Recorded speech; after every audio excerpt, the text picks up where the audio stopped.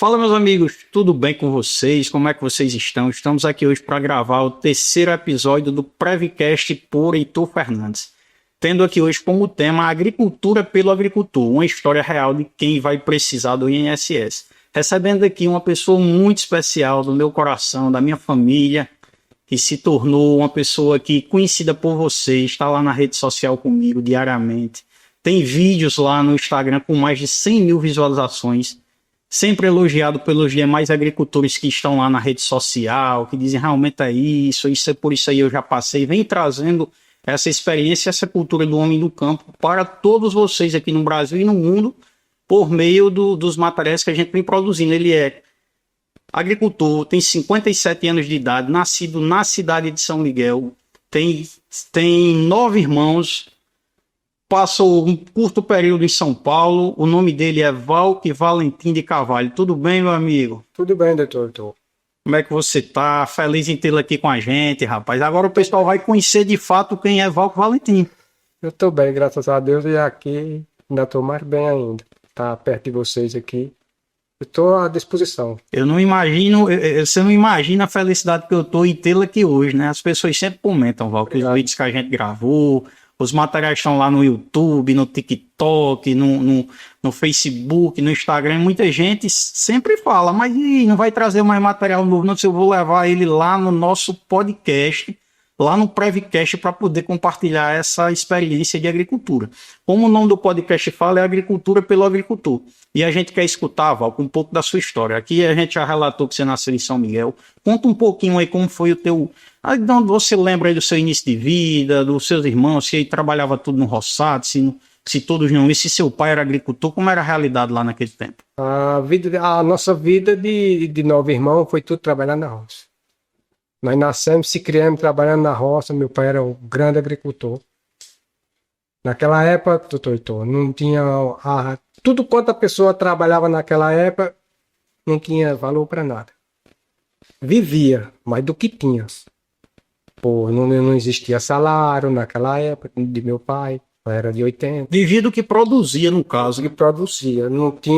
Você não tinha aquele gosto de você fazer aquela safra de legume e você vender e botar o dinheiro no bolso, que ali não tinha valor. Até porque, quando chegava na época, naquela época dos nossos pais, aquele que tinha a família mais pequena tinha 10. É mesmo, Valque, era muito, muito populoso as famílias, era muita gente. Tinha desde que tinha 18 filhos, 16 filhos. Não tinha uma renda de nada. Não tinha um salário, não tinha uma renda do governo, não tinha uma cisterna para colher uma água, para ficar com subsistência ali. Se tinha pessoa, ia o gato, aquela família ia botar água na caiga, jogo de encoreta, para quem não sabe, é a encoreta de borracha. Que eletricidade nesse tempo aí não existia. Então os nossos pais faziam assim: os mais velhos vai trabalhar comigo, o mais novo vai lutar com gado, no meu caso. Tinha eu e outro irmão meu que mora no sul. Então ele é mais velho do que eu, 2 anos. Então meu pai fazia assim: ó, os outros mais velhos vai trabalhar comigo na tipo da roça.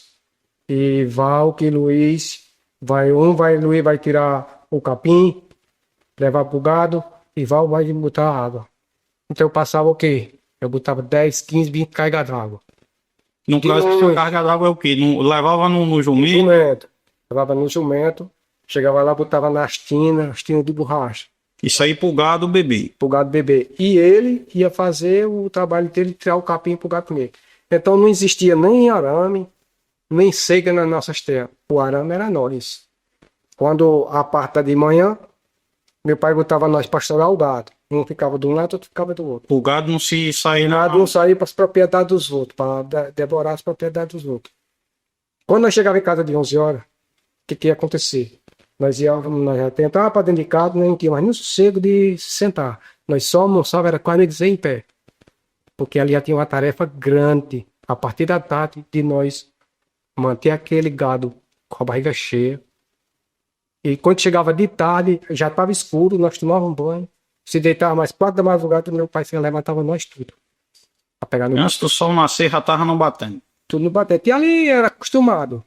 Ali a gente era acostumado e não tinha o que reclamar, porque nós tínhamos que viver daquela vida. Aí Era meu o pai- que tinha, né? Era o que tinha.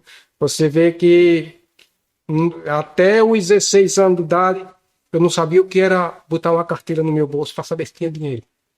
Deixa eu lhe perguntar uma coisa. Você falou aqui que não existia dinheiro de papel ali na sua infância. O pessoal era o escambo, no caso, trocava um saco de feijão por um saco de milho, trocava, ia comprar alguma coisa, levava.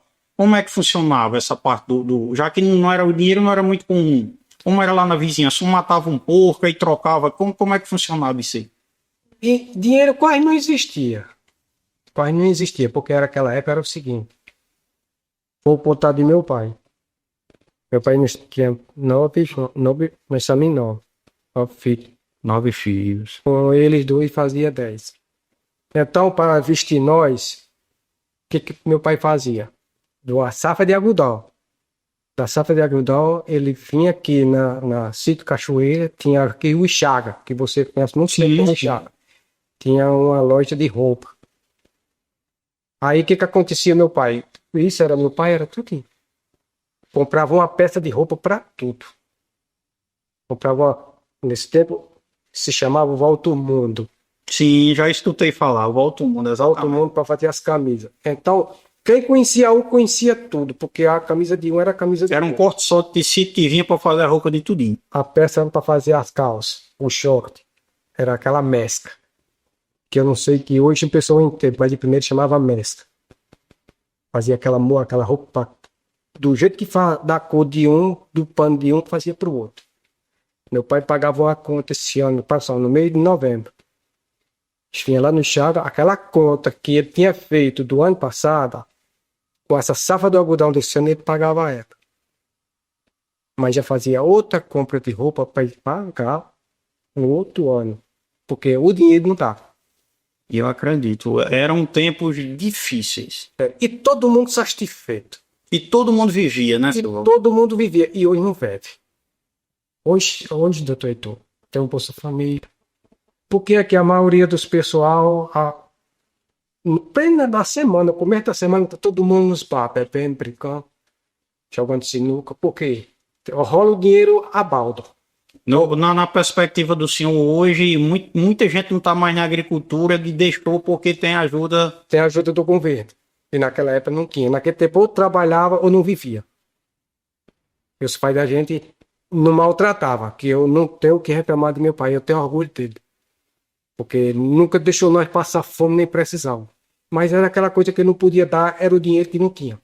Porque a agricultura não dava o valor de você chegar e dizer assim, eu vou vender aqui 40, 50 sacos de milho, passar meu dinheiro, não dava. Meu pai tirava, fazia o seguinte, ó. Passava 10, 15 dias, não havia medo de mandioca. Aí passava aquela temporada 20 dias mais naquela casa de farinha. Trazia aquela farinha com aquela goma toda para casa, porque não tinha quem comprar. Tipo, tava lá. E nós ia vivendo daquela a merenda, a goma, a farinha. Então, praticamente toda a alimentação de vocês ali eram vocês que de fato produziam. Que produziam. Seu cuscuz, eu acredito que também era mesmo assim chamado. O cuscuz não existia esse, que hoje não tem nem gosto da gente comer. De primeiro era o milho, botava de moer de noite, para de manhãzinha a gente moer no moinho. Moía na manivela. No moinho. Aí peneirava, minha mãe peneirava, dali fazia o beiju, botava a goma, fazia o beiju misturado com a goma. E todo mundo comia, ia para a roça, todo mundo, não passava nem fome. 58 anos de idade, Valco Valentim, agricultor. Criou quantos filhos, seu Valco, da agricultura? Eu criei 3 filhos. Criei Nayara, Paulo e Daniel. Mas foi aquela coisa. Nunca deixei de passar precisão. Nunca deixei. Para isso, eu fazia de tudo, de trabalhar para comprar uma coisinha melhor para ele, vestir a roupinha para ele. Se eu disser para você que eu acompanhava a minha vida com a de piedade, do jeito das dele eu não acompanhava. Eu deixava de comprar uma coisa para mim, para piedade, para comprar para eles. Então a mantença de tudo ali veio da luta do senhor ali no roçado, veio da atividade. O senhor lutou com gado? Eu lutei com gado quando eu era mais novo, que eu tinha que viver daquela vida. Eu lutava com gadinho, Na casa do senhor, já casado, o senhor também chegou a lutar com gado? Não, pissuei muito. Pissuei muito. Deixei de dar com uns 4 anos, porque não pude mais conseguir trabalhar. Pronto, no caso da época que Paulo saiu, que ele casou, eu fiquei por conta da casa sozinho, piedade doente. Eu acho que você já entende esse problema. Sim. Eu fiquei por conta da luta e eu vi que eu não tinha fôlego para aguentar aquele rojão de lutar com gado, dar o que precisava aquele gado e vir à cidade de São Miguel cuidar dela. É porque o gado ele não dá férias, né? O gado é de domingo a domingo, 365 dias por ano. Se você não tiver um dia ali, o gado ele já... Ele pode estar doente, mas o de comer do gado você tem que manter. E era aquela coisa. E tinha que vir à cidade para cuidar de trazer piedade do médico. Nesse tempo os meninos eram tudo pequenos, era tudo eu. Aí eu digo, agora eu vou parar, eu vou vender o gado e vou viver só na roça. E foi o que aconteceu. Nesse meio termo aí da infância para a juventude, para a fase adulta, além de gado, o senhor já trabalhou com o quê? Você está bem na agricultura. Trabalhou na agricultura. E outros tipos de cultura animal, aí, além do gado, o senhor trabalhou com carneiro, com bode? Criei bastante criação de ovelha, chama carneiro, criação de bode. Ali eu não criava, criava mais também, tirava daquele para matar, para comer, mas aquele ali eu já vendia, que era para pagar as contas da bodega. Comprava uma roupa, um chinelo, uma coisa, porque não existia salário, lá em casa não existia salário. Eu vou te contar. Em 94, em 93, no ano que não era nascer. Foi o ano seco, das maiores secas que já existiu aqui na nossa região aqui de São Miguel. Foi qual ano, senhor? 93. 93. Da maior seca. Eu, em Piedade, estava com 6 meses gestante na época. Houve uma grande emergência. Todo mundo era para se alistar. Quem tinha um ganho na prefeitura, podia ter 3, 4 pessoas, mas quem tinha um ganho na prefeitura, passou, no caso de Piedade. Eu fui para me alistar e era aquele tumulto. As pessoas ficavam entregando aquele chefe da emergência, no caso que nessa época tinha para a prefeitura tomou de conta.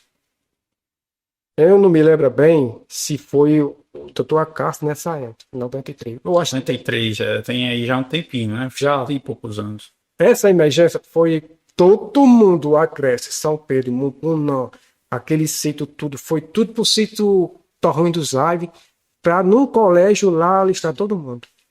Mas era aquela coisa. Quando um tinha raiva do outro, ele dizia assim, fulano não vou alistar, fulano não vamos deixar fulano se alistar não, porque na casa dele tem um funcionário. Então nesse tempo aí a perseguição política, né, era cabresto ali, como o pessoal falava do voto de cabresto, ou então da liderança pro cabresto ali, ela existia. E isso acontecia. Quando chegava que a pessoa entrava, já estava indicada. Você lá fora, que assim, entra fulano e tal, você já estava indicado aberto, já estava vendido. Se você tivesse um emprego, a pessoa da sua casa tivesse um emprego, você ia só ser barrado. Aí no caso não tem, que o senhor trabalhou por meio de alguém, foi como é que o senhor trabalhou na emergência? Eu já vi um documento do senhor. Trabalhei naquele tempo de meu pai. Que eu trabalhei lá. Ah, você trabalhou no caso em nome do seu pai lá no sistema. E não fui já. E o que é que fazia lá nessas emergências? O que fazia os proprietários, o governo mandava para fazer barragem. Açudim. Aí começava, não era no total não, era cavar a terra e nos carros de mão, aí fazia o dono da terra. Fazia aquela ficha, no meu caso, para que era meu pai, 200 carros de terra por semana. Para botar. Se não botasse os 200 carros de terra, no dia do pagamento, descontava.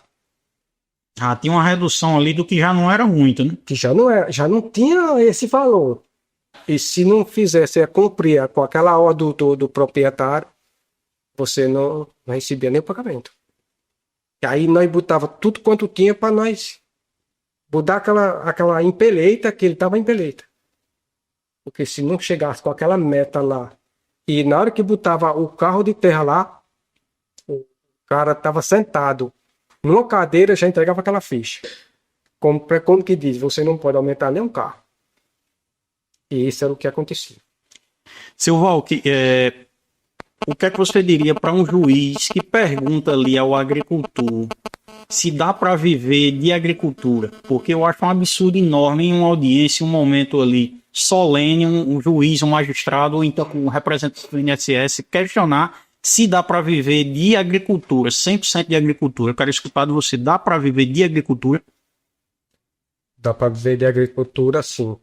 Porque não vou dizer que o agricultor ele dá para viver assim, porque se for só da roça, do produto da roça, é muito pouco o rendimento. Porque o agricultor ele cria o gado, ele cria o boi, ele cria o bode, e isso é digitora tudo com a roça. Aí dá para viver. Porque ele trabalhando dá para viver, sim. Dá que o senhor viveu, né? Viveu, Criei minha criou. família, sem dever nada a ninguém. É que nem eu falei para você agora há pouco tempo. A gente vivia daquele tempo do que tinha. Não podia aumentar porque não tinha nem de onde buscar. Quem não conhece aí o Valk Valentim, pode ir lá no nosso Instagram, heitorfernandes.adv, ou heitorfernandes.adv no TikTok, no Facebook, no Kawaii. Lá tem vários materiais, todos gravados lá nas plantações do Valk. A gente mostrou lá também lá no sítio o armazenamento e estocagem lá dos grãos, dos cereais. Mostrou as pragas do roçado. A gente hoje está aqui consolidando o tão bonito trabalho que ele faz lá no sítio São Pedro, lá a agricultura. Então vocês aí que estão assistindo a gente aqui no YouTube, que estão assistindo a gente aqui no Instagram, pode ir lá para prestigiar esse grande trabalho do nosso amigo Valk Valentino, meu amigo aqui que hoje é uma peça fundamental aqui para trazer ao mundo que a agricultura, Val, que de fato ela construiu, constrói e vai continuar trazendo aí a alimentação para muitas pessoas, a dignidade de um trabalho justo, correto, que eu tenho certeza que foi um dos princípios que, pelo menos eu visualizo com muita intensidade na sua pessoa, de fazer o que é certo, de seguir os princípios, de honrar pai e mãe, de ter uma vida. Eu não cheguei uma vez na minha vida na casa do Senhor ali de 5h30 para 6 horas da noite, para não estar ali na missa, para não ter um texto, uma oração, uma divindade a Deus, de ter uma vida correta. Eu acredito que essa vida da agricultura ela trouxe muitos ensinamentos aí para o senhor. Trouxe sim. Eu toda a vida procurei a religião, porque a gente sem Deus não deve. E eu vejo muitas coisas erradas no mundo através da falta de Deus. Porque se você não tiver fé, como é que você vai conseguir as coisas? A fé ela sempre teve ali na vida do sertanejo, né? Toda a vida teve. Às vezes a gente se acorda perreado, perturbado com a coisa e sai para a roça e ali você distrai na roça mesmo. E a gente sai procurando, chega em casa, encontra muita dificuldade na vida que eu já encontrei, passei por muita coisa na minha vida.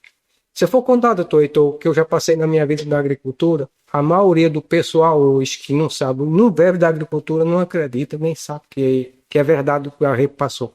Mas a pessoa só sabe o que é a vida da agricultura, se ele nascer e se criar e se viver dentro dela. Porque não é nada fácil. É muito difícil a vida do agricultor. É muito difícil, é muito doída a vida do agricultor. Quando você pega um inverno, todos os anos tem um inverno bom, vamos lá que seja, que agora melhorou muito, 100%, que nem você falou. Porque hoje tem Bolsa Família, hoje tem Segundo Safra, hoje tem empréstimo. De primeiro não existia nada, doutor. Não existia nada. Tudo quanto você botava dentro de casa para cuidar da família era do seu trabalho. E o dinheiro não era. O governo ele não chegava, né? A gente nota que o governo ele chegou de um tempo para cá, com aposentadorias, com benefícios, com o próprio Bolsa Família, alguns auxílios, mas antigamente, de fato, era cada um por si e Deus por todo mundo. Exatamente. Ó, eu vou te dar um exemplo. O salário mínimo nas eras de 80 não existia. Meu pai morreu em 81. Se eu não me engano, da minha memória, tá com 44 anos. De 88, de 81 pra cá, tá na faixa dos 40 anos, se não me engano. Naquele tempo não tinha salário. Quando meu pai morreu, O dinheiro que mãe tirava era uma porcentagem do governo. Lá naquela época não existia salário, parece, que nem hoje. Hoje tira meio mundo de dinheiro, é um salário gordo. Qualquer leva um corte, dá um benefício, tira o salário. Fica tirando. Naquele tempo não tinha, meu amigo. Não tinha salário de jeito nenhum. Ficou eu, o irmão meu foi embora, tava lá, com pouco tempo voltou, mas foi embora. Esse foi embora, nunca mais voltou. Ficou eu, minha mãe e 2 irmãos, aquelas lá. Sim, aquelas irmãs ali que moram próximas da casa do senhor. Eu fiquei, tomei de conta daquela casa. Não tinha salário nem nada. Eu trabalhava muito, tirava muito legume, mas muito legume de tudo, e criava muito. Mas não podia vender nada, era tudo para dentro de casa, que a família ali era para dar de comer pela família. Era muita gente. Era, minha mãe e eu e 2 irmãos. Então tudo quanto eu trabalhava era para socar dentro daquela casa. E me criei naquele costume, naquela vida de cuidar deles. Então uns foram casando, foram se mudando e você ficou ali naquele papel de... Eu fiquei que nem assim, que nem um enraizado ali, sabe? Eu não podia sair porque tinha dó de mãe. E tudo quanto mãe tirava aquele dinheiro não dava para pagar as contas. Você sempre estava ali complementando com a alimentação. Eu não comprava o feijão, não comprava o opra. Naquela época tinha que plantar o arroz, né? Naquele tempo o arroz dava, que tinha chuva. Ah, então o senhor também trabalhou na cultura do arroz. É pouca gente que eu conheço Eu trabalho muito na cultura do arroz. Aí então, arroz, milho, feijão, fava, mandioca, girino. chile, tudo era para O senhor chegou a plantar amendoim também? Amendoim plantei muito também. Eu plantava também. Tudo pro consumo da casa. Aí mãe tirava aquele dinheirinho. Quando chegava na bodega, o bodega dizia assim: muitas vezes aconteceu, Luciano. Olha, eu não posso te vender hoje. Porque a conta já tá grande, tá alta e a senhora não tem como me pagar. Eu só vou ceder 1 quilo de arroz. Aí ela disse: não, eu não quero arroz lá em casa, eu tenho. Quero comprar bolacha, um cafezinho, uma coisa. Aí eu não posso mais vender hoje porque a sua conta tá alta. Chegava em casa, mãe, cadê a mercadoria? Não, meu filho, eu não pude comprar porque disse que a conta estava alta, só quando eu rebaixar essa conta. Aí eu não sei nem como é que vai ser, porque o dinheiro não some, é aquele total dinheiro, como é que vai ser? Eu vou comprar. Do aquela conta, eu ia na bodega, descontia como é que... Ó, você quer comprar um milho, feijão, o arroz, você escolhe, para não descontar na conta. E era o que acontecia. E eu vivia a minha vida. Aí com 20 anos me casei. Eu levantei minha casa ali perto de mãe já para não sair de perto. É aquela casa que o senhor reside atualmente. Exatamente. É. Olha que bacana. Aí fiquei ali. Também é mesmo de frente, né? Ela dava um grito e estava lá. Tudo, pô. Ela tinha 9 filhos. Ela nunca chamou por um. Para dizer assim, eu vou chamar fulano para me ajudar. Tudo era eu. Ô Val, vem aqui. Val, ô Pedro, Val tá em casa. Diga Val que vem aqui. Ô meu filho, vem aqui que é para fazer isso para mim, fazer isso para mim. E ficou aquela rotina, sabe? E que quando ela morreu foi a época que eu mais sofri. Né? Qual foi o ano, seu Roque, que ela faleceu? Tá com 14 anos. 14 anos. Nesse tempo já tinha energia? 14 anos não, tá com 7 anos. 7 anos. Foi 2018 aí. Foi isso mesmo, foi. Aí, meu amigo, foi o tempo que eu sofri mais na minha vida. Aquele apego ali, aquela construção vida ali ao redor. Eu sei que você planta ali ao redor da casa também. Era aquela casa grande ali, você vê com aquelas tias novas, tudinho. Minha mãe se arrumiava no fogo da lamparina, todo mundo com energia elétrica. Ela com o fogo da lamparina, com a lamparina. Ela não passou no teto para energia. Não, aí dizia, Maria, por que você não vai botar energia na sua casa? Eu não quero, tem para que querer energia. Lá não tinha uma cisterna, lá não tinha uma televisão, lá não tinha um fogão a gás. Tudo era na lenha, no fogão a lenha. Nada ela tinha, nada. E a casa caía nos pedaços. Quando era de noite, que chovia muito, entendeu? Quando era de manhãzinha, não tinha que contar essas bacias de tanta água dentro de casa. E aquele ali, tu ia, meu. Me ia, mãe, vamos ajeitar para não botar um teto nessa casa. Isso aqui é só tua socada aqui de baixo, essa casa vai cair. E quando era para subir na casa, quando chovia, ela dizia, ei, Valquim, vem aqui, suba na casa para ajeitar essas teias. E quem subia? Só era eu. Tinha os outros filhos tudinho, mas nenhum ia. Tinha os outros netos dela, mas nenhum ia. Tudo era eu. Tudo. Aquela se pegou comigo nas condições que tudo era eu. Teve uma época que eu não tive mais condições de subir naquela casa, que subisse eu caía. O senhor ali assumiu o papel do homem ali da liderança masculina da família. Foi. Tudo corria para a resolução do senhor. Tudo. De noite ela chamava. Se estava chovendo, ela gritava por ele. Pois lá que tinha muita goteira na casa. E não tinha nem como eu ir. Chegou a época de eu não ter condições de subir na casa porque a madeira era toda podre. Aí teve um dia, eu falei com ela, bem direitinho, para ela, nada foi com o que era meu. Porque também naquela época também eu não tinha nem condições. O que era dela. Para ela botar o teto naquela casa, tirar aquela madeira e tudo. Foi na luta pesada para ela aceitar. Aí, doutor, então, aconteceu. Eu comprei as telhas, comprei toda a madeira nova de uma casa daquela, comprei tudo. Chamei o eletricista, comprei o material, instalei a casa, mexi na casa dela, comprei fogão a gás, comprei geladeira, comprei televisão, comprei de tudo, liquidificador, comprei de tudo uma energia para ela. Foi a época que ela mais agradeceu. Quando teve tudo. Ela resistiu a não ter, mas quando teve, ela... teve, quem chegava lá, ela dizia aqui, ó, que a maravilha que Val botou para mim. Isso aqui foi Val que botou para mim. Aqui foi Val que comprou para mim, mãe. A gente vê esse povo novo, né, Val, que nunca passou pela essa situação de não ter energia, de faltar uma roupa, de não ter ali... E vocês passaram por tudo, e a sensação que eu tenho que o homem do campo, né, principalmente vinculado a essa questão da fé, ele era e é feliz, porque eu posso chegar na casa de qualquer hora, qualquer momento, e eu vejo o acolhimento, eu vejo a felicidade, eu vejo ali a religiosidade, a espiritualidade ali, o crer em Deus, o desenho da família ali, do filho que respeita o pai, aquele suporte que o senhor dá aos seus filhos, que seus filhos dão ao senhor, é uma coisa que eu vejo em muita quantidade no meio rural, que eu não vejo em tanto volume em outros nichos de profissão. Hoje o mundo está muito virado, né? E a agricultura ela ainda tem uma cultura forte, enraizada no respeito. Olha, a vida da gente começou assim. Você o tira por isso. Meu pai tinha 10 irmãos. Todos 10 analfabetos. Todos da roça. Todos deles tinham de novo 10 filhos. O que tinha mais pouco teve 3 filhos. Tal do Pedro Beralino, que era irmão do meu pai. O resto tudo era absurdo de gente.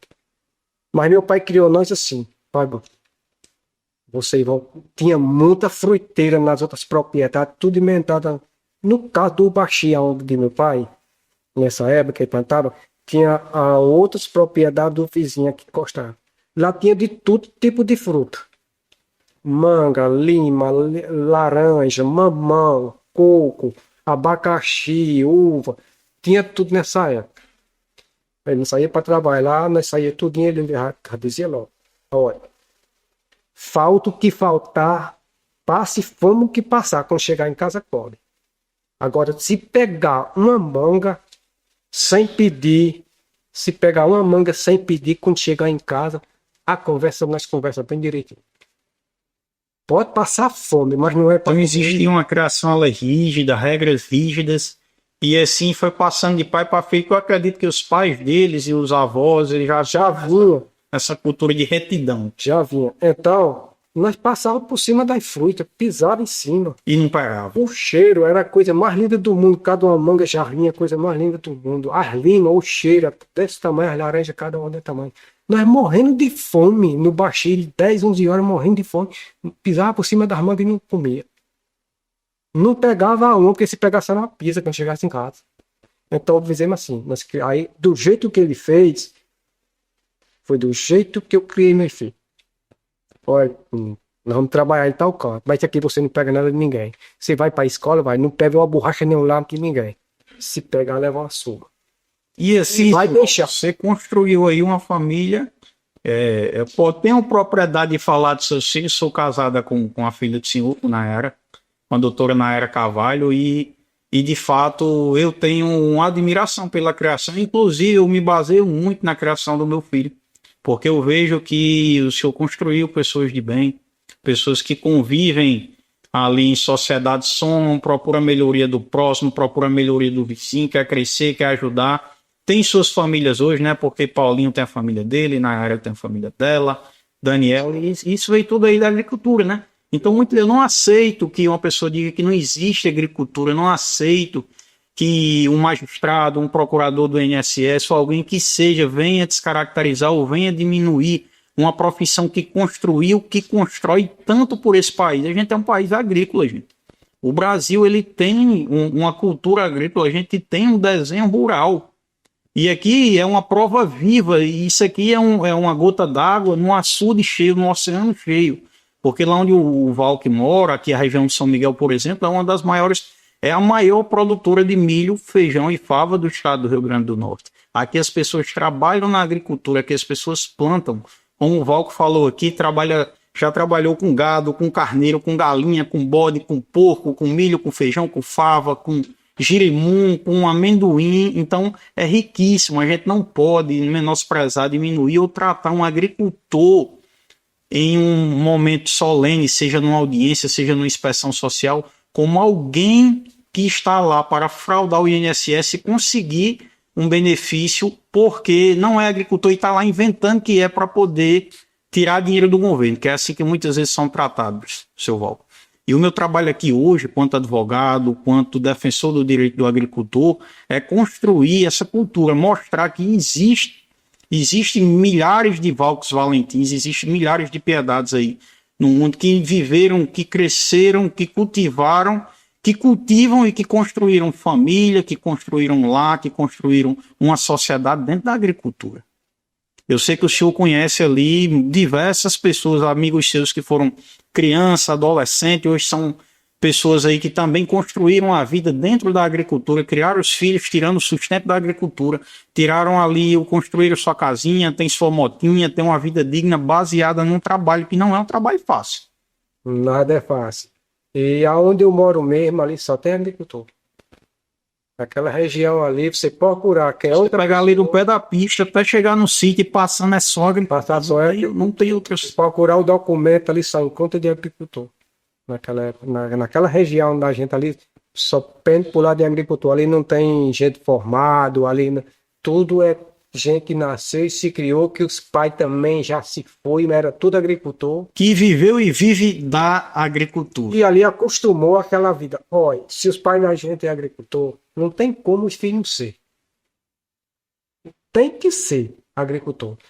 Vamos supor. Nem que em algum momento da vida foi trabalhar em outra profissão, não. Mas todos os seus filhos passaram por algum momento dentro da agricultura, alimentando uma galinha, fazendo uma limpeza de um terreiro, ali ajudando a catar um algodão, ajudando a catar um feijão, plantando, né? Eu lembro que Paulinho, seu menino, disse, sabe quando papai botava muito tempo para ir plantar, eu botava os punhados de milho lá dentro da cova, que era para acabar o milho ligeiro.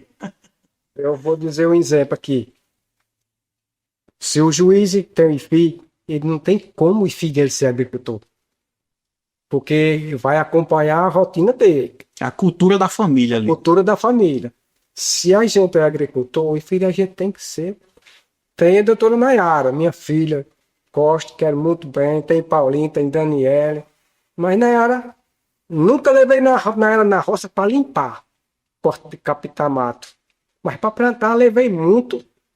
Tinha que trabalhar na roça mais eu. E existe, Valca, até dentro da própria atividade agrícola, aquela ideia de que o agricultor, de fato, é só quem planta, mas quem cuida da galinha é agricultor. Hoje ela saiu de casa com 16 anos de idade e disse, pai, eu vou seguir a minha vida, vou trabalhar para mim, formar um emprego.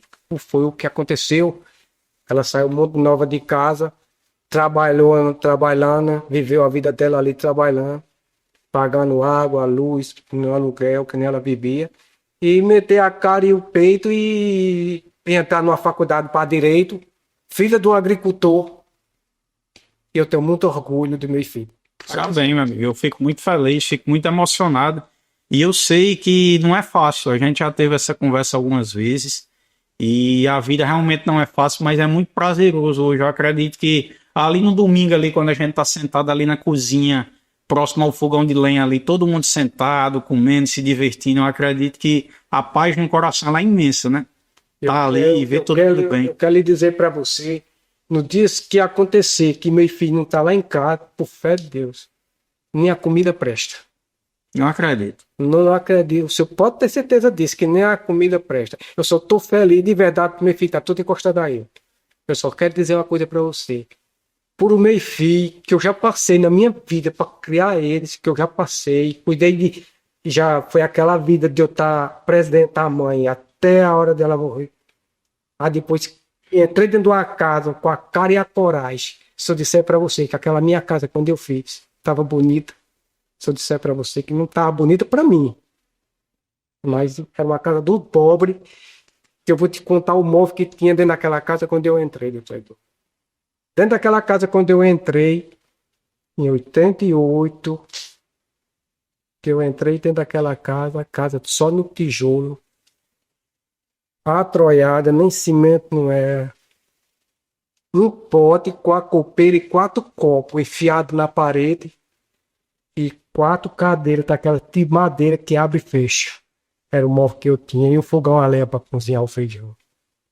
E o trabalho honesto e justo. E o trabalho honesto e justo e nunca tive a coragem de ver uma coisa bonita e eu tinha, era com o fim da palavra, tinha era nojo de botar a mão no que era lei.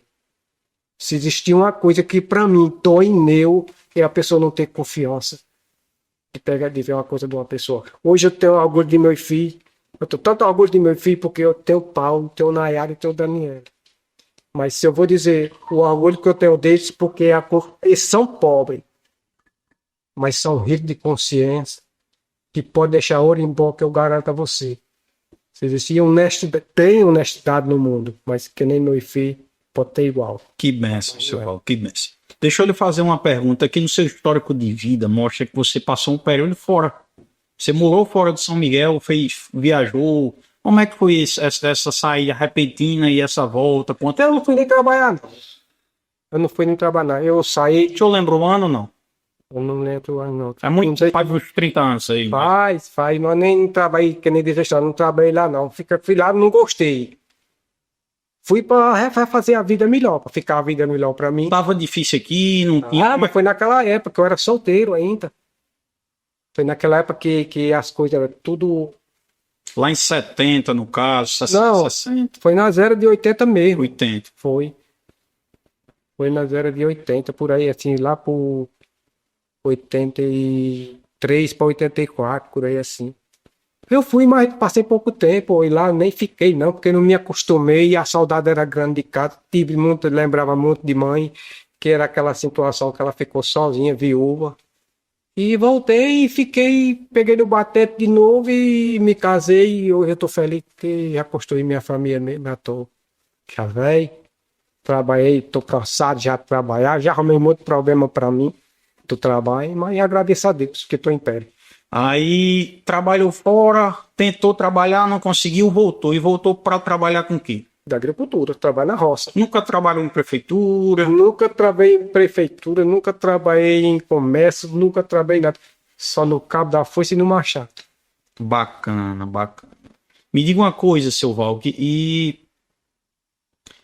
em relação ao INSS, né? O nosso Previcast por Heitor Fernandes é um podcast voltado, que a gente faz aqui essa conversa, esse bate-bola, para trazer o conhecimento da Previdência, do INSS, principalmente para os agricultores, né? O senhor aqui é agricultor. O senhor já ouviu falar de algum agricultor, agricultora lá da sua região, que teve um filho ali, tentou um salário maternidade e não conseguiu, ou então tentou se aposentar e não conseguiu, que passou por essa situação aí, junto ao INSS, de procurar o direito e não conseguir? Doutor Heitor, eu não estou nem lembrado não desse problema. Porque hoje eu vejo a mulher ganha neném, faz a natalidade e bota o advogado, ajuda o advogado e recebe. Que eu saiba mesmo, que eu vou lhe contar aqui, não chegou o tempo de se aposentar e não se aposentou, foi aquele rapaz que eu falei para você. Mas tá tudo certo, através de vocês aí. Seu Valk, muita gente precisa do advogado. Acho que é muito importante que você falou que as pessoas hoje procuram os advogados e hoje vem dando certo. E isso é muito bacana saber que as pessoas estão procurando conhecimento, estão procurando informação. Esse podcast hoje está sendo assistido, irá ficar gravado, será assistido por vários agricultores que estão aqui colhendo o seu depoimento, entendendo sua história. E a gente vai falar aqui um pouquinho de provas rurais. Esses agricultores que são aprovados em benefícios é porque tem documentação. Como ali a sua região é uma região de muitos agricultores, de gente ali que já teve pai aposentado, mãe aposentada, que está ali antenado, hoje já tem um acesso à internet, O senhor hoje já tem um celular, já consegue ver um vídeo, uma informação. Muita gente hoje está tendo acesso a essas informações. E muitas vezes procura o advogado de fato quando não consegue, quando não tem esse conhecimento. E antigamente não existia essa figura, né? Antigamente as pessoas, elas muitas vezes passavam um ano sem receber porque nem sabia que tinha direito. Por isso que a dificuldade naquela época, que a coisa que eu falei para você, que era muito difícil, naquela época nem advogado não tinha. Nem os agricultores não conheciam o que era advogado. Ficava muito difícil deles procurar os direitos deles. Que às vezes aconteceu muitos, que nem eu falei. Quase todo tipo de agricultor, quase tudo é analfabeto. Como é que uma pessoa, você tem uma companhia de uma pessoa formada, um advogado, que nem o senhor, entrar no INSS para se informar de uma aposentadoria, vou encaminhar os papéis, como é que vai encaminhar? E hoje não, hoje tem vocês, entrega para vocês guiam aquela pessoa, e é muito mais fácil do que de primeiro, que não existia isso. Hoje, se não fosse o advogado, acontecia a mesma coisa. Eu acredito, seu Val, que hoje chega muita gente, e agricultores de fato, que trabalharam a vida toda, que assim como o senhor cresceu os dentes ali dentro da agricultura, que esteve ali a vida toda dentro da atividade rural, mas que não construiu provas, né? E falando de provas, o senhor tem documento rural? Eu tenho todo tipo de documento rural. Eu tenho o CAP, que era o ADAP. Eu tenho uma prova muito boa. Do Safra. Eu tenho os documentos, ficha de INSS, tenho tudo. Tenho o casamento civil. Tenho todo tipo de papel. O senhor nasceu e se criou dentro da agricultura. Quando é que o senhor veio saber, né? Essa pergunta é muito boa, porque eu sei que tem muitos agricultores aqui assistindo esse programa. Eu quero que o senhor fale para a gente, seu Val, que quando foi que o senhor entendeu que para acessar os direitos junto ao INSS precisava ter papel, precisava ter prova. Em que momento essa informação chegou para você? Porque tem muitos agricultores que não sabem disso. Quando foi? Quando foi que o senhor caiu essa ficha de que tinha que ter papel? Primeiro saía o aviso do sindicato, que precisava fazer o CAP, que ninguém tinha o ADAP, que era o ADAP primeiro. E eles passavam avisando, dizendo que os agricultores tinham que ter esse ADAP, porque se não tivesse esse ADAP não tinha acesso à aposentadoria. Seu Val, você sabia que os agricultores eles têm acesso à aposentadoria, eles têm acesso a um salário fechado, eles têm acesso, a mulher tem acesso à aposentadoria que não existia por causa das lutas sindicais. Você trouxe agora um ponto muito importante aqui para esse momento. A atividade do sindicato ele veio e trouxe de fato, assim como o senhor está relatando, a construção de direitos para o homem do campo. O sindicato ele vinha, conversava, orientava e trazia essas orientações. Então o senhor ficou sabendo no tempo da ADAP via sindicato. Exatamente. Antes do ADAP mesmo, quase ninguém tinha as provas rurais de aposentadoria. Ninguém procurava. E quem recebia um papel nem sabia que tinha guarda. E pegava aquele papel e às vezes nem pegar, não pegava, que achava que aquilo ali não ia ter valor. Não ia ter valor. Então, através do ADAP, foi que veio formando outros tipos de ficha e mandando a gente guardar, e a gente ia acumulando e guardando. Ficha do gado, quem tinha naquela época, né? A maioria não tinha. Uma vacinação ali da fitosa, da brucelose. Da fitosa. Quase ninguém tinha. Hoje é tudo guardado, né? Vai receber a ficha do ligome, da agricultura que vem do governo. Todo mundo recebe aquela ficha. Isso, Roque. E sabe uma coisa que é interessante de se ver? O governo construiu uma cultura para que o agricultor ele não procurasse as provas, porque o que acontecia antes? Lá no INSS, quando uma pessoa não tinha a documentação toda, o que ele fazia? Ele ia lá, levava 2 testemunhas do sítio, né? Levava um vizinho de um lado, um vizinho do outro, a pessoa do INSS escutava e dizia, pronto, o testemunho aqui desse vizinho vai suprir a prova que você não tem hoje, mais não. Porque de primeiro acontecia o seguinte, quando o agricultor ia levar os papéis para aposentar no INSS, e o fiscal depois olhar se aquele vizinho morava lá e trabalhava na roça.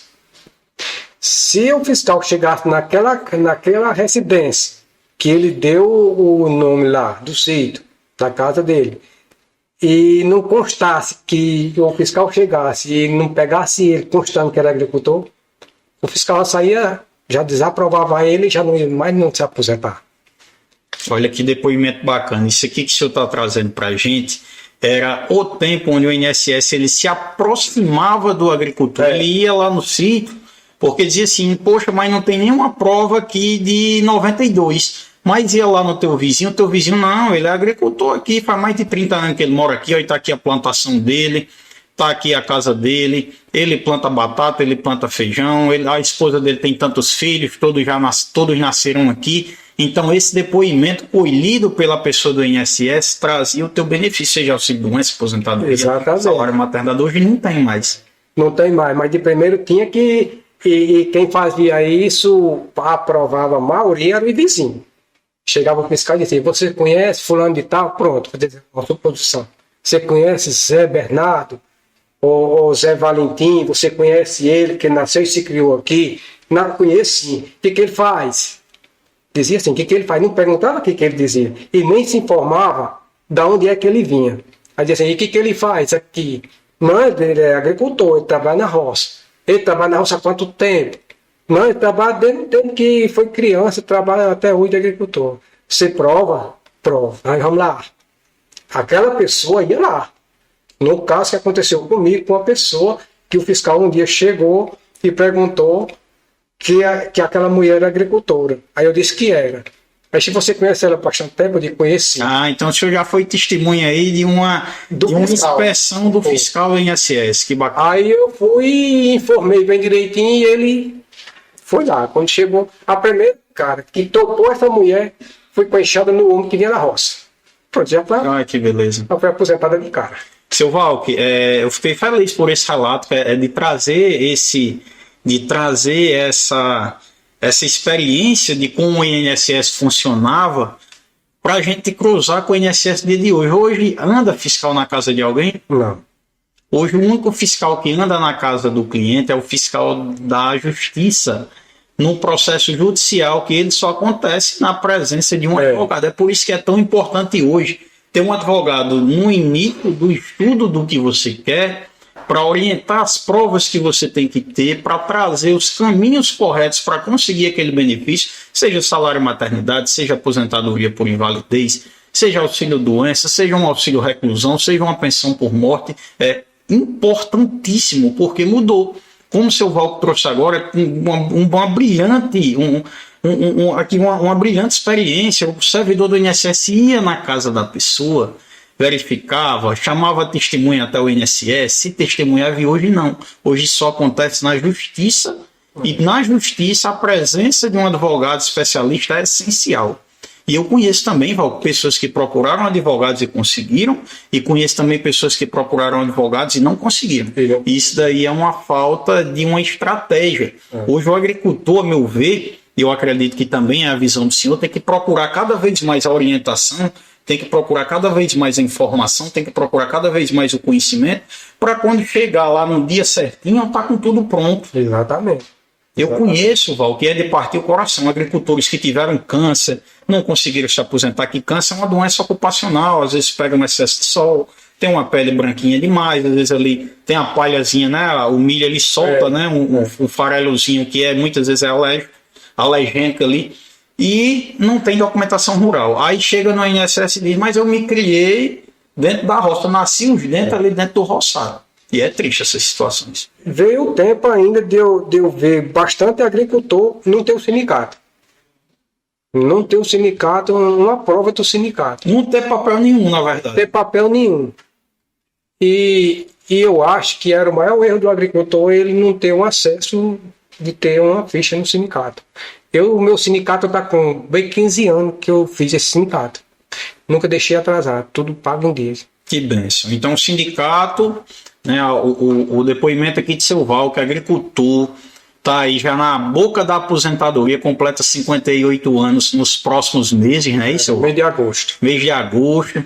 Vai aí aos 60 anos de idade se aposentar, Deus abençoando de forma direta junto ao INSS, porque esteve, está e estará junto ao Sindicato dos Trabalhadores e Trabalhadoras Rurais ao tempo de sua aposentadoria. Como o próprio Valentim falou, ficha de sindicato, canhoto de pagamento, a ADAP foi o sindicato que orientou, o CAF também foi o sindicato que fez, a ficha de semente da Emater, o Seguro Safra, tudo orientado, produzido, arquivado e direcionado via sindicato dos trabalhadores e trabalhadoras rurais. Então aqui, como já é a segunda vez que o Valk traz espontaneamente esse relato, o sindicato, então, ele foi e vem sendo um divisor de águas aí, né? Exatamente. Eu brinco muito, Valk, que eu sou advogado e eu tenho a OAB, a Ordem dos Advogados do Brasil, é a instituição que eu vou lá para procurar meus direitos. Eu não entendo por que o agricultor muitas vezes teve essa evasão do sindicato, se o sindicato é quem orienta. Muita gente me segue aqui nas redes sociais, no Instagram, no Facebook, no WhatsApp, vê o meu material, mas esse material ele é produzido com conhecimento que eu trago de dentro dos sindicatos. Eu atendo em sindicatos, eu oriento em sindicatos, eu realizo um trabalho junto à atividade sindical. Então, a atividade sindical, ao meu ver, ao ver de Heitor Fernandes Moreira, advogado especialista em direito previdenciário, é de fato uma atividade genuinamente necessária e indispensável a presença do agricultor nessa instituição. Então, eu sou, Valk, defensor do sindicato, sou defensor das cooperativas rurais, sou defensor das associações rurais e eu vejo que toda vida que o agricultor ele se juntou para conseguir alguma coisa junto, sempre teve mais força. Aquela frase bem de para-choque de caminhão, a união faz a força. Exatamente. É aquela situação, quando você está lá no seu período de fazer a colheita ali do feijão, que choveu, que o feijão já está querendo estragar, o que é que você faz? Você chama seu vizinho, chama o outro vizinho ali, se junta, faz aquela cata ali para aquele feijão não se perder. Não acontecer mais. Foi a união ali que fez a força. E eu acho que no meio, eu falo com toda a propriedade, no meio rural não é diferente. Eu acredito veementemente que o agricultor ele tem que estar dentro do sindicato. Seu Valk, uma coisa que é interessante, né, eu gosto muito de trazer, é que a agricultura não é só, né, aqui eu falo isso porque tem muitos agricultores e agricultores nesse momento nos assistindo aqui, é muito importante a gente saber que a agricultura não é só o homem que vai lá plantar, porque muitas vezes a mulher que está ali em casa acredita-se que ela não é agricultora, não, eu sou dona de casa. Meu marido vai por roçada, eu não faço nada, mas aquela mulher alimenta a galinha. Lá na casa do senhor tinha horta? Tinha a horta, plantava bastante horta, ela que agora plantava, que é igual. Ainda tem até hoje, na verdade. Ainda horta. Tem até pé de maracujá desse tempo, né? Você falou que a mãe Nayara nunca foi diretamente para horta, mas alimentou galinha, tudo. Alimentou, jogou a comida ali do porco, jogou a comida ali do carneiro. Muitas vezes foi na horta plantar. E foi para a roça sim plantar, e plantar o ligou mais eu. Pois é, olha que bacana. Muitas vezes as pessoas confundem, acham que a mulher, pelo fato dela. Porque de fato o pesado, né, ali, fazer a preparar a terra ali, né, fazer a coivara, né? Ali é o homem mesmo, né? Porque a luta muito, de fato, muito exaustiva, né? A minha esposa mesmo, que as irmãs dela ali, elas trocavam, ali elas estocavam, elas tiravam a paz, elas trabalhavam na roça que nem cabra macho. Ali em Eliseu também, né? Lá em Eliseu tem também do mesmo. Até hoje eles têm uma luta forte ali na roça, né? Onde é Margarete, Marlene, Santelma e essas meninas mais velhas e Piedade, elas se acordavam 4 da madrugada. Uns iam botar, que nem a rotina da roça mesmo, uns iam botar água, outros iam bronca, destocar, limpar, plantar e elas trabalhavam. Só elas trabalham. E existe outra situação, seu Val, que o pessoal também confunde, né? E aqui você vai me ajudar porque é uma coisa que a gente já conversou. Muita gente entende que roça é só feijão, fava, milho, feijão e fava. E o pessoal esquece que trabalhar com mel é da agricultura. Tem um vizinho lá, né? Que acho que é teu sobrinho ou é teu irmão? É o Arinaldo, meu sobrinho. Teu sobrinho, né? Ele é apicultor. E a apicultura é agricultura. Então você que cultiva abelha com ferrão, sem ferrão, se cultiva para mel, enfim, aquilo ali se considera agricultura. Ali, pode dizer. Pode ficar à vontade, senhor. Ali é outro tipo de agricultor. Aquele ali é predeiro, que trabalha na diária, nas casas, fazendo casa. Ele é eletricista. Um pouquinho procurar aquele cabra ele faz. Ele junta aquele monte de abelha para tirar aqueles mel, colher aqueles mel. E tira mel, né? Ele tira mel, ele cria porco, ele cria a planta, ele faz a plantação, ele trabalha na roça, ele é de tudo. Aquele cara, para onde botar ele vai. Ali no teu setor, tem alguém que faz fruticultura? Cultura, A agricultura somente para a colheita de frutas. Ali do lado ali do Ceará, já ali para aquela questão da Lagoa Nova, aquele setor, não sei se o senhor sabe, mas aqui em São Miguel tem uma grande fábrica de polpa de fruta. E muitos agricultores hoje estão migrando do milho, feijão e fava para plantar ali fruteiras, né? Geralmente a cerola, um bocajá. foi bom você procurar isso aí daqui para mim. Tem, ali no sítio Boa Vista, ali do sítio Torrões, ali, dos Lopes. Tem os meninos dos Lopes ali, que eles têm umas plantações já para fazer, vender mesmo ali para Brisonete, para fazer as polpas. É a celora.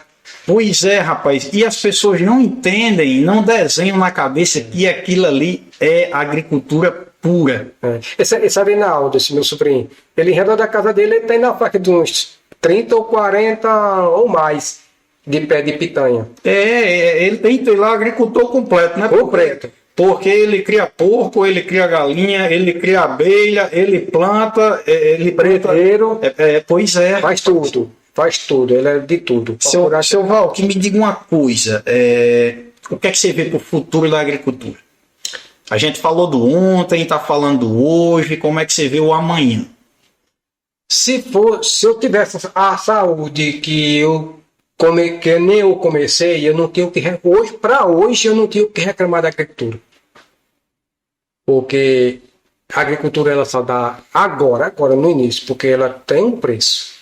De primeiro não tinha, que nós falamos agora de para trás. Ela não tinha, mas agora tem. Você vê que a fava tem um preço bom.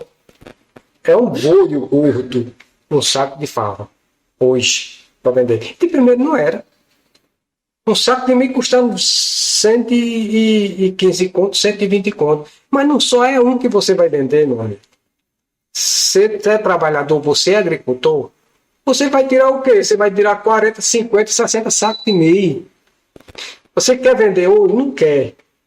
Porque ali tem uma rendazinha, uma coisa, vem do canto, vem de outra, ali você bota no vasilhão, guarda já para futurar um precinho mais na frente. Quando chegar mais na frente, você ajunta aquela fava, você ajunta aquele milho, você vai ao comerciante, procura o preço, ele diz, você vende, faz aquele apurado. Aquele apurado ali é uma benção. Ah, rapaz, você tocou num assunto aqui que eu já estava esquecendo. Olha que bacana, a experiência ela é magnífica.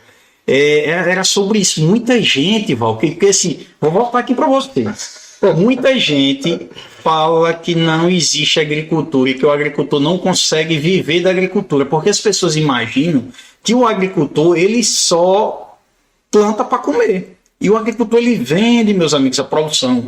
Esse pessoal, por exemplo, aí do mel, faz a coleta do mel, muitas vezes junto a uma cooperativa, vende. O pessoal do leite vende. O pessoal da agricultura não é diferente. Como é, Val, que aí a questão da venda? Porque o senhor coleta, né? Eu falo isso dentro da propriedade que eu já acompanhei, de estar lá, o senhor coleta, coleta lá as espigas do milho, vem um caminhão para fazer a desbulha, né? Isso fazer A gente quebra o milho. A gente quebra o milho. Aí a gente fala com o dono da máquina, a máquina vem, desbulha lá, ou na casa da gente, que a gente encosta o milho na casa da gente, ou então na roça mesmo. Vai lá, chama os amigos, a gente vai desbulhar o milho. Aí ensaca aquele milho e traz para casa. Se quiser vender, vende na hora. Como é a venda? Tem um local que você vende, alguém que vem na casa do senhor, como é o preço, como é peso ou é pelo saco? Pesado. O peso, você vende o milho é pesado, é 60 quilos, saco de milho. O senhor bota o saco na moto e leva para rua ou uma pessoa na casa do senhor? Eu nunca nunca vendi assim, botar numa moto e vender não. Eu chamo, vou no comerciante e ele pergunta quanto saco de legume ou se é 10, ou se é 15, ou se é 20. Aí nós faz preço e ele vem buscar. Ele vem no sítio com o caminhão, com a balança. Com a balança. Pesa ali. Ele vem, pesa o milho.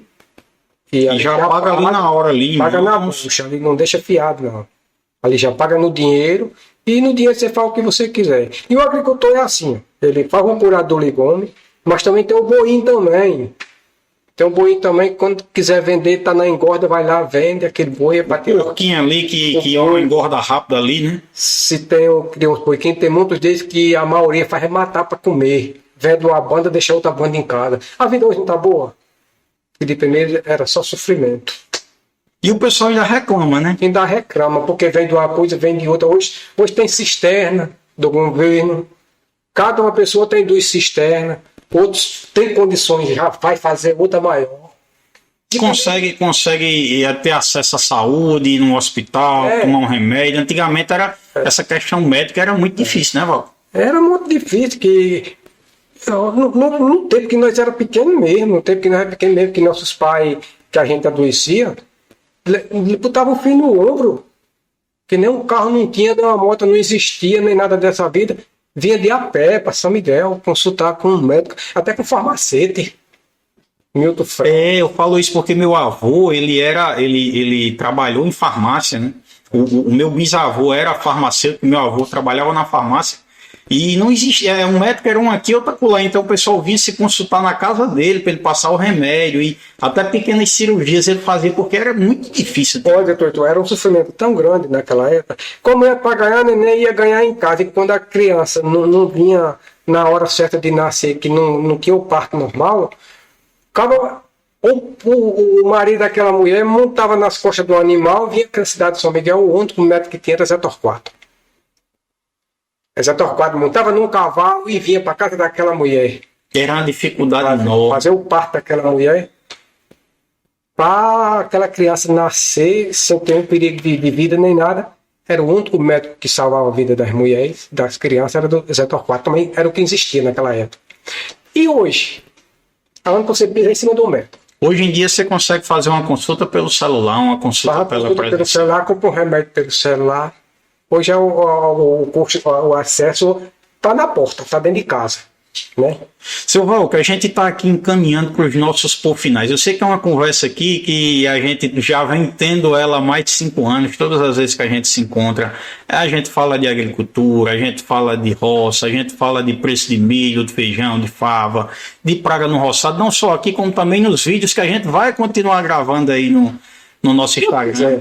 Vamos aí produzir conteúdo para mostrar às pessoas que a agricultura ela é real, que a agricultura ela existe, que a agricultura cria e criará famílias honestas, direitas e que vivem de fato de um trabalho que, apesar de muito duro, é um trabalho digno e honesto e que dentro das bênçãos de Deus traz bons frutos. É porque a agricultura, se você for honesto e saber trabalhar, você deve ter orgulho, porque o advogado tem orgulho da profissão dele.